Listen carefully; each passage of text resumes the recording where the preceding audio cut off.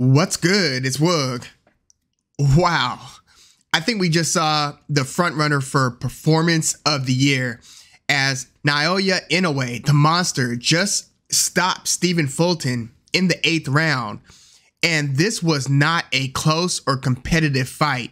I couldn't find one round to give Stephen Fulton. Pretty much from the first round on, Naoya Inoue was controlling the fight with his jab. His punches looked sharper, harder. He looked quicker. He looked like he had the better reflexes. He was the better at distance and range management.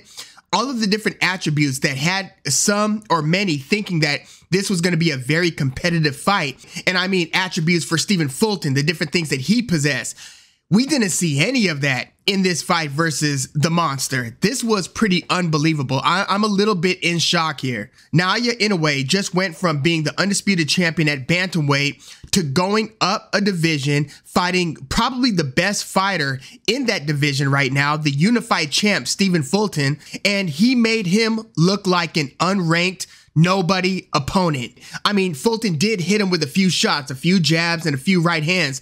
Naoya Inoue took it very well. Like, I was impressed with his punch absorption, but just his volume and the accuracy, the precision. Like, he was showboating from the first round on. He looked absolutely comfortable in there with Stephen Fulton. Like, he did the little, Yorkies Gamboa, kind of that sidewalk where he's kind of looking at his opponent out the corner of his eye while he's kind of just walking backwards. He was kind of playing with his feints and just messing, toying with Stephen Fulton. This was unexpected. I'm assuming that even those of you who thought that Naoya Inoue was going to win via knockout thought that you were going to see a much more competitive fight than what we just got. Like, I had Inoue stopping Fulton, but I thought maybe Inoue would fall back on the scorecards. I thought Fulton, maybe they would trade rounds through the first 6 and then Fulton runs into a big shot.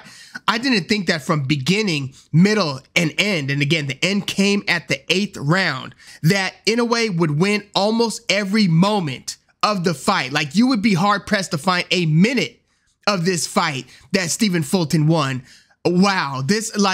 Look, I already said that this is the front runner for performance of the year, but Naoya Inoue was already a Hall of Famer coming into this fight, but this reminds me a little bit of when, Manny Pacquiao did his thing in the lower weight classes, 122, 126, and then he had like one fight at lightweight against David Diaz, and he just dominated, beat the hell out of David Diaz, and eventually stopped him, where it just looked like it gave people the impression, is there anything Manny Pacquiao can't do? And that was obviously just before he went on to fight Oscar De La Hoya, and then the rest is history in terms of the superstardom of Manny Pacquiao's career. But with Naoya Inoue, they had Marlon Tapales, the other unified champion in the division, in the ring to kind of build up the next fight. Tapales is the guy who just upset MJ Akhmadaliev and took his WBA and IBF belts from him.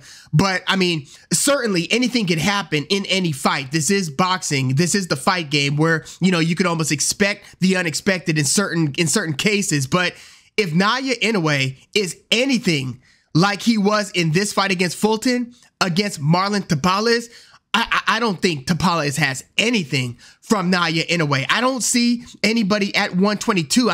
Maybe we'll see what MJ Akhmadaliev does from here. Luis Neri. I'm just trying to think of what stylistic matchup Inoue could run into that poses real problems. We saw him struggle a bit with Nonito Donaire in their first fight, but honestly, I think that Inoue has improved since that first Donaire fight. Like, look, I knew that he was going to be the harder puncher, but in this fight, I didn't know that he was going to look this much quicker than Stephen Fulton. And that jab, I can't overstate how dominant that jab was. He bloodied Stephen Fulton's nose by the 2nd round, where Fulton was pawing at his nose, checking his blood.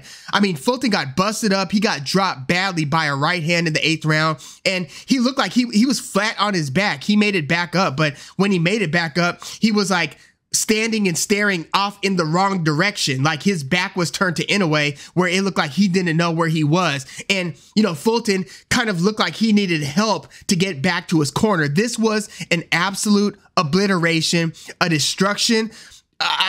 Look, I want to talk with a lot of my family, with my friends, with fellow boxing fans, because again, I think that we were expecting a competitive fight and we just did not get that. Again, Stephen Fulton did not win one round here. Like, and this is the guy who, you know, through attrition made it the full 12 rounds against Brandon Figueroa and ended up edging a decision against Figueroa. So look, I don't know what was up with Stephen Fulton. I don't know if anything was up with Stephen Fulton. I mean, look, I don't want to say anything to discredit what Naoya Inoue just did. So I don't want to like talk, you know, the possibility of a weight drain. I don't want to like get into any of those, you know, possibilities, because I think that we just saw a career-defining performance. I mean, this was an absolute cakewalk. If you didn't know any better, you would not have thought Stephen Fulton was a champion, let alone a unified, undefeated champion. You just wouldn't have arrived at that conclusion if you were just watching this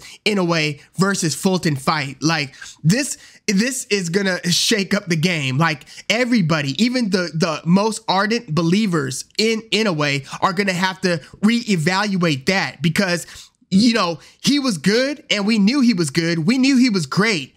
I don't know if we knew he was this great. This was beyond impressive. Like, I know that Errol Spence Jr. versus Terrence Crawford is taking place this weekend, and the winner of that fight, in my book, is likely going to be the #1 pound-for-pound fighter in the sport.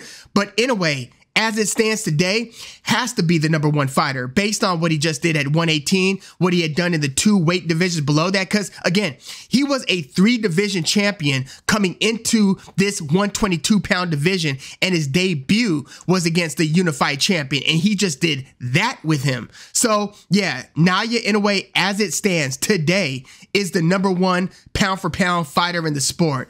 This was pretty ridiculous, and I want your thoughts. I mean, there's not a whole lot for me to dissect in this one. I mean, do we want to talk about his superior footwork? Do we want to talk about his superior hand speed, his punch placement, his timing, his reflexes? Again, he did get hit with a few punches, but again, he showed to be pretty damn durable. Not that Stephen Fulton really tested his durability. He didn't. He wasn't able to, because the punch volume and the punch accuracy coming, and the speed was just too damn much coming from the monster Inoue. This was unbelievable. Like, this, I mean, he is looking like a potential all-timer, especially in those lighter weight divisions. But yeah, please let me know your thoughts on Inoue versus Stephen Fulton. Again, I wish there was more to dissect here. I wish there was more to really react to and to analyze, but this was such a one-sided, thorough beatdown from beginning, middle to end that all you could do is scratch your head, shake your head, and just walk away from this crime scene like, damn, wow. And that's pretty much that. But yeah, please let me know your thoughts on Inoue versus Fulton. I mean, it was billed Fulton versus Inoue because Fulton was the unified champion in this division for this fight. But yeah, I mean, all that is just academic at this point. Naoya Inoue just, I mean, solidified his status as being a pound-for-pound great. Damn, like, I mean, Stephen Fulton, I'd imagine, now goes to 126 and campaigns there. I don't know who would be a good first opponent. I don't know if you try to fight like a Mark Magsayo type, or I don't know. I mean, there are a lot of PBC fighters at featherweight, so there are going to be a lot of opponents to choose from. Or do you just fight a much lower tier fighter just to get back in the ring and to get back into the habit of winning, basically? Because yeah, this is going to be like a tough pill to swallow. I mean, it's just going to take a long time, I think, for Stephen Fulton to just wipe the stain off of this one-sided, lopsided stoppage loss. Whereas, again, I expect Naoya Inoue, unless he totally takes Marlon Tapales lightly, like if he doesn't train hard or just totally underestimates and kind of disrespects the game, if he doesn't do any of that, I expect Naoya Inoue in short order to become the undisputed 122-pound champion.